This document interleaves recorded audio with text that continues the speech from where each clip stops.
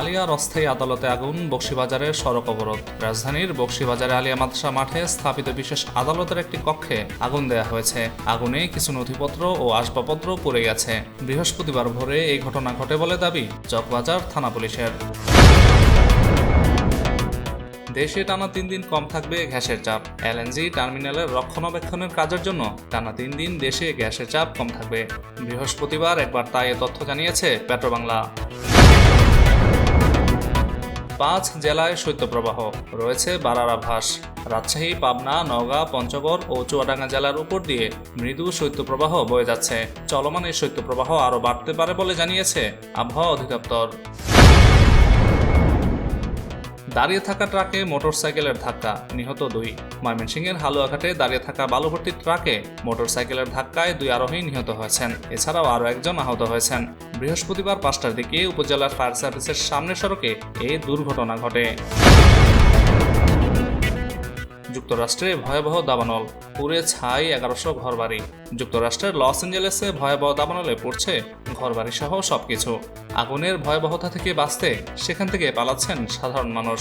এরই মধ্যে আগুনে দগ্ধ হয়ে এখনো পর্যন্ত 5 জন নিহত হয়েছেন। কানাডাকে যুক্ত করে যুক্তরাষ্ট্রের মানচিত্র শেয়ার করেছেন ট্রাম্প। কানাডাকে যুক্তরাষ্ট্রের 51তম অঙ্গরাজ্য হওয়ার আলোচনার মধ্যেই এবার দেশটিকে যুক্ত করে যুক্তরাষ্ট্রের নতুন মানচিত্র প্রকাশ করেছেন নবনির্বাচিত মার্কিন প্রেসিডেন্ট ডোনাল্ড ট্রাম্প।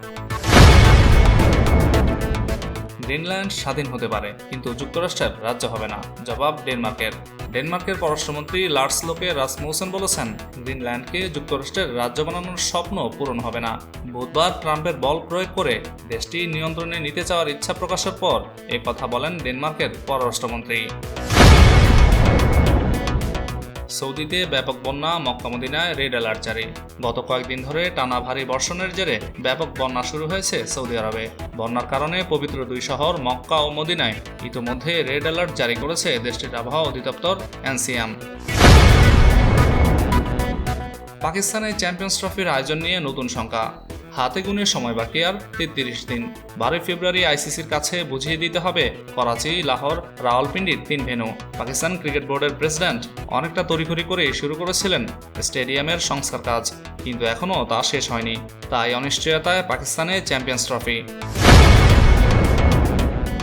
যুক্তরাষ্ট্রে ভয়াবহ দাবানলে পড়ছে তারকাদের ঘরবাড়ি। যুক্তরাষ্ট্রের লস অ্যাঞ্জেলেসে হঠাৎ দাবানলে পড়ছে শতাধিক বাড়িঘর। বাদ যায়নি রূপালী পর্দার তারকারাও। ছোট পর্দা থেকে বড় পর্দা, একাধিক তারকার বসতবাড়ি ভয়াবহ আগুনে পুড়ে ছাই। চোখের জলে হাহাকার করছেন হলিউড তারকারা।